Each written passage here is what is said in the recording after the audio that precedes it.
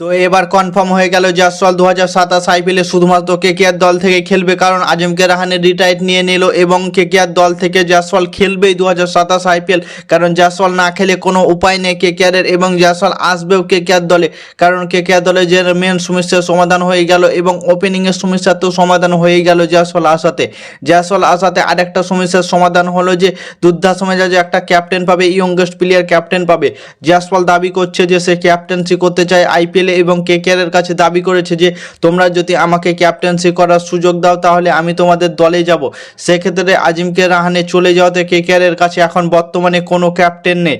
সেক্ষেত্রে Kolkata knight Riders একটা captain খুঁজছে এবং জয়সওয়ালের দিকে দেখছে, এবং আমার মনে হয় জয়সওয়াল কলকাতা নাইট রাইডার্স দলে চলে আসবে, কারণ জয়সওয়াল 2027 আইপিএলে রাজস্থান দল থেকে তো খেলবে না, এটা নিশ্চিত থাকো।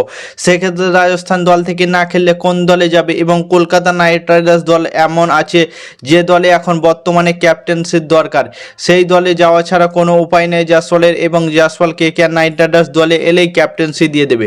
তাহলে কলকাতা নাইট রাইডার্সের একটা ইন্ডিয়ান ওপেনিং প্লেয়ারের সুযোগ পেয়ে গেল এবং একটা ক্যাপ্টেন পেয়ে গেল এবং অনেক ইয়ংগেস্ট প্লেয়ার, এবং জয়সওয়াল দুর্দান্ত মেজাজে খেলতে পারে এবং টি-20 বেস্ট ব্যাটিং জয়সওয়াল। সেই দিক থেকে কলকাতা নাইট রাইডার্সের কাছে ইয়ংগেস্ট প্লেয়ার হিসাবে অনেক পরিচিত হবে, যেমন রঘুবংশী এবং জয়সওয়াল, এই দুটো প্লেয়ারকে কলকাতা নাইট রাইডার্স 10 থেকে 15 বছর কলকাতা নাইট রাইডার্স দলে খেলাতে পারে, যেমন সুনীল নারায়ণকে এখনও বর্তমানে খেলাচ্ছে।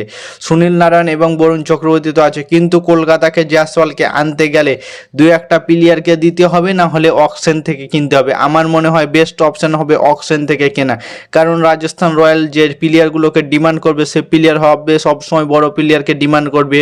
তারা হর্ষিত রানা, রিঙ্কু সিংকে চাইতে পারে, অথবা বরুণ চক্রবর্তী, তারপরে রঘুবংশীকে চাইতে পারে। সেক্ষেত্রে জয়সওয়ালকে যদি অকশন থেকে কিনতে পারে কলকাতা নাইট রাইডার্স দল এবং কোনো সুপারস্টার প্লেয়ারকে না হারাতে হয়, তো কলকাতা নাইট রাইডার্স প্লেইং 11 অনেক স্ট্রং দেখাবে, এবং সেক্ষেত্রে কলকাতা নাইট রাইডার্স চ্যাম্পিয়ন হতে পারে 2027 আইপিএলে।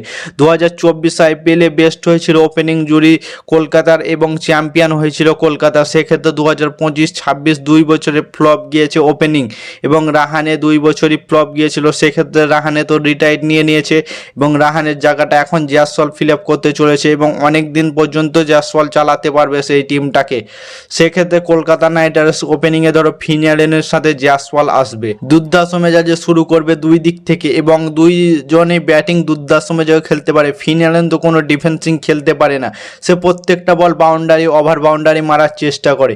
এবং 3 নম্বরে আসবে আঙ্কিশ রঘুবংশী, দুটো ব্যাটার দুর্দান্ত মেজাজে খেলবে এবং একটু অ্যাঙ্কার ইনিংস খেলার জন্য আসবে আঙ্কিশ রঘুবংশী 3 নম্বরে। এবং 4 নম্বরে আর একটা বিদেশি প্লেয়ার খেলাতে পারে রাচিন রবীন্দ্রা খুব দুর্দান্ত মেজাজে স্পিন বল করতে পারে এবং অলরাউন্ডার প্লেয়ার, এবং নিউজিল্যান্ডের খুব বড় মাপের একটা প্লেয়ার রাচিন রবীন্দ্রাকে কলকাতা নাইট রাইডার্স চান্স দিতে পারে 4 নম্বরে।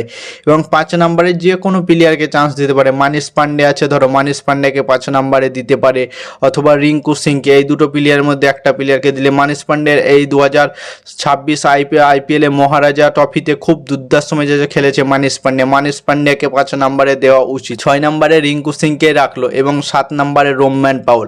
তাহলে কটা বিদেশি প্লেয়ার হলো? 3টে বিদেশি প্লেয়ার হলো। 7 নম্বরে রোম্যান পাউল, 8 নম্বরে সুনীল নারায়ণ, 9 নম্বরে অনুকূল রয় এবং 10 নম্বরে হর্ষিত রানা। এবং ইম্প্যাক্ট প্লেয়ার হিসাবে থাকবে ধরো যে কোনো প্লেয়ার রাখতে পারো, কার্তিক তোগি আছে, বরুণ, তারপরে উমরান মাল্লিক আছে, সৌরভ দুবে আছে, যে কোনো প্লেয়ারকে ইম্প্যাক্ট হিসাবে রাখতে পারো। বিদেশি প্লেয়ার কে কে খেলছে? ফিনালেন খেলছে, রাচিন রবীন্দ্রা খেলছে, তারপরে রোম্যান পাউল এবং সুনীল নারায়ণ, এই 4টা বিদেশি প্লেয়ার খেলবে। এবং তোমরা একটা কথা ভাবো, ক্যামেরন গ্রিনকে আমি কেন দিলাম না? ধরো জয়সওয়ালকে দলের মধ্যে আনতে গেলে তো ক্যামেরন গ্রিনকে স্যাক্রিফাইস করতে হবে এবং রিলিজ করতে হবে। সেক্ষেত্রে এই 4টা বিদেশি প্লেয়ারই কলকাতার জন্য বেস্ট। ফিনালেন কত দুর্দান্ত মেজাজে খেলছে তোমরা সবাই জানো, এবং রাচিন রবীন্দ্রা একটা বড় মাপের অলরাউন্ডার প্লেয়ার, যেটা ক্যামেরন গ্রিনের জায়গাটা খুব সুন্দরভাবে ফিল আপ করতে পারে। এবং রোম্যান পাউল হচ্ছে আন্দ্রে রাসেলের রিপ্লেসমেন্ট, আন্দ্রে রাসেলের মতো দুর্দান্ত মেজাজে, এবং মেজর লিগ যে চ্যাম্পিয়ন হলো 2026 আইপিএলে, সেই চ্যাম্পিয়ন হওয়াতে রোম্যান পাউলের অনেক অবদান আছে এবং দুর্দান্ত মেজাজে খেলে খেলেছে প্রত্যেকটা ইনিংস, প্রায় 15 বলে 50 রান করেছে, যেটা মেজর লিগের হিস্টোরিতে ফার্স্টেস্ট 50 হয়েছিল রোম্যান পাওয়েলের। এবং সুনীল নারায়ণের কথা আর কী বলবো, সুনীল নারায়ণ তো বরাবরই 2011 থেকে 2026 অবধি 15-16 বছর দুর্দান্ত মেজাজে খেলে আসছে, এবং এই 4টা বিদেশি প্লেয়ার থাকলেই বাস। এবং সেক্ষেত্রে জয়সওয়াল ওপেনিং স্লটটাকে এবং ক্যাপ্টেন্সিটাকে একদম ইজিলিভাবে ডিফেন্ড করবে। এবং তোমাদের মতামত কি, জয়সওয়ালকে কলকাতা নাইট রাইডার্স দেখতে চাও কোন প্লেয়ারের পরিবর্তনে? এবং ক্রিকেটের নতুন আপডেট পেতে চ্যানেলটাকে সাবস্ক্রাইব এবং ফলো করতে ভুলো না। ততক্ষণে টাটা, বাই বাই, জয়।